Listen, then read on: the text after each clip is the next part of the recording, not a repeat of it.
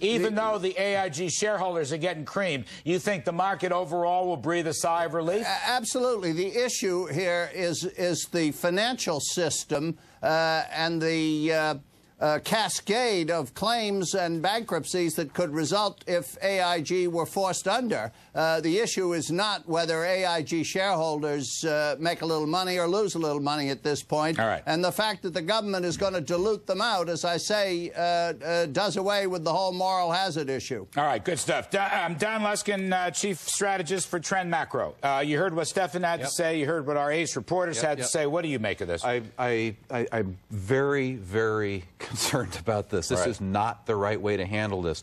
This does not make the moral hazard problem go away. It exacerbates a different kind of moral hazard. Normally, when we think of moral hazard, we think of kind of the underwriting of risk that causes people to take more risk than they would have if it wasn't underwritten, kind of like deposit insurance.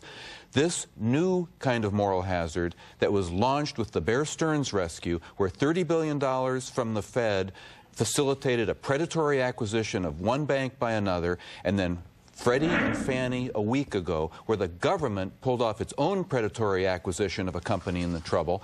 That has sent a message to the marketplace that all you have to do is tag a company as in trouble, drive it down to the breaking point, the government will intervene and wipe out the shareholders. That is an invitation to a bear raid, because the bears don't have to cover their shorts. The government comes in and wipes out the company for the common good. That is worse than moral hazard. That is immoral hazard, and it's got to stop. Warning to current and future managements not to get themselves into that position. Stefan, we have to survive long enough for management of firms like Goldman Sachs and Morgan Stanley to learn that lesson. This paints a target on their foreheads. You know what the Fed ought to do?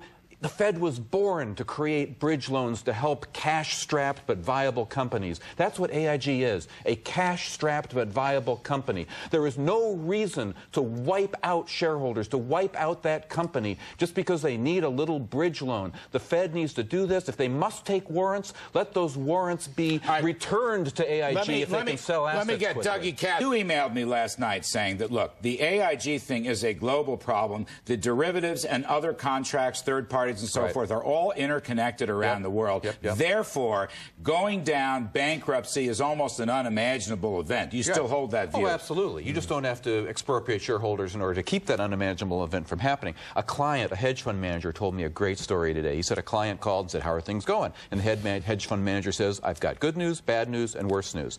The good news is that I bought credit default swaps on Lehman a year ago. They're worth a fortune. The bad news is, well, I sold them last week. A huge profit, but I sold them a little early. Okay, what's the worst news? I sold them to AIG. All right, hang on, everybody. I am going to agree with Don Luskin, I guess, once in my life. Oh, my God. Where, you know, he made a very valid point here. When you're talking about, you know, the whole issue of wiping out shareholders in a viable company, and if you think about it, I mean, and this is obviously you know, I'm making a theoretical point, it's my opinion, they are literally torching, you know, billions of dollars of shareholder value. Now, Don Luskin, you want to make a quick comment on this? Well, yes, stability is the goal, but how you achieve it is important. It does matter what agency does it. It does matter how they do it. Do you want the post office to do it? Who do you want managing the stability? You know, do you want the Fed to do it? They were created to be the lender of last resort, not the private equity fund of last resort. Because once that mission is perverted, it doesn't get unperverted. I just want to know.